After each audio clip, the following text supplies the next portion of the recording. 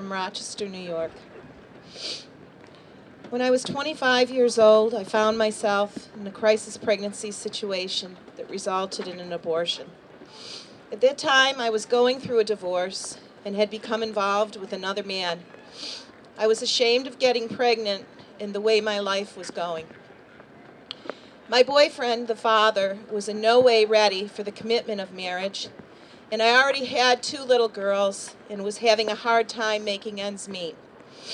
So I went to Planned Parenthood for my pregnancy test and counseling, and I'll never forget what the counselor told me.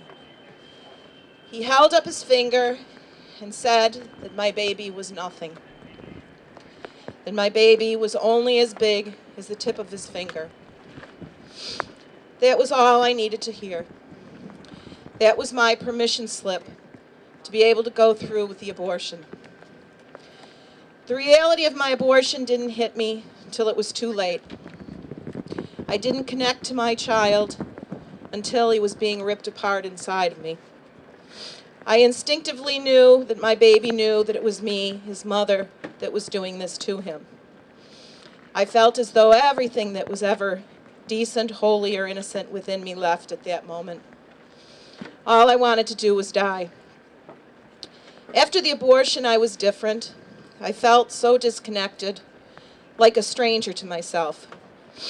I drank a lot and smoked a lot of marijuana to escape. Within a matter of months, I felt a need to get pregnant again, still never dealing with the abortion or loss of my child. I got pregnant, and this time my boyfriend and I got married.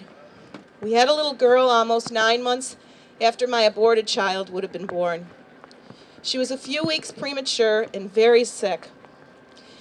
It was the first time I thought about my aborted baby after the abortion, and I remember thinking that this must be God's way of punishing me.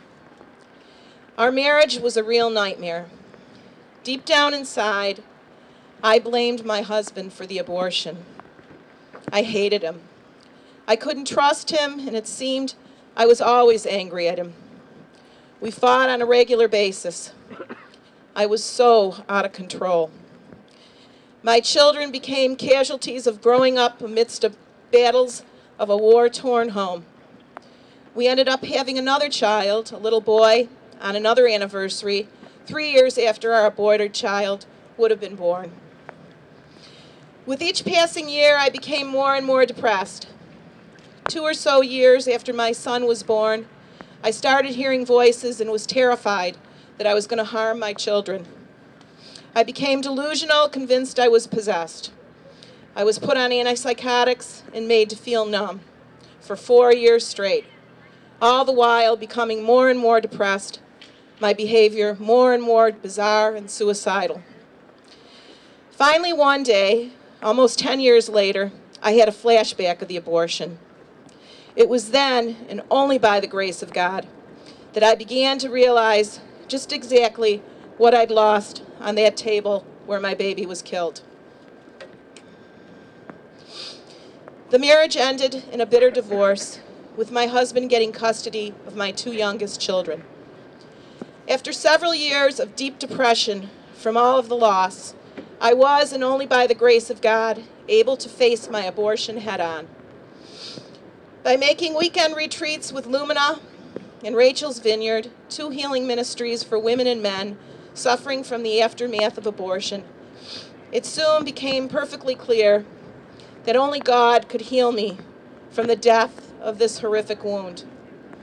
Through the experience of God's unconditional love, acceptance, forgiveness, and mercy, the walls of denial that held captive my heart for so many years finally came crashing down, and I was finally able to begin to let go of all the overwhelming anguish I felt, from all the fear, shame, anger, and sadness that imprisoned me for so long, to be able to begin to trust, to love, and to be loved, which is why I am finally free to be able to say, I will be silent no more.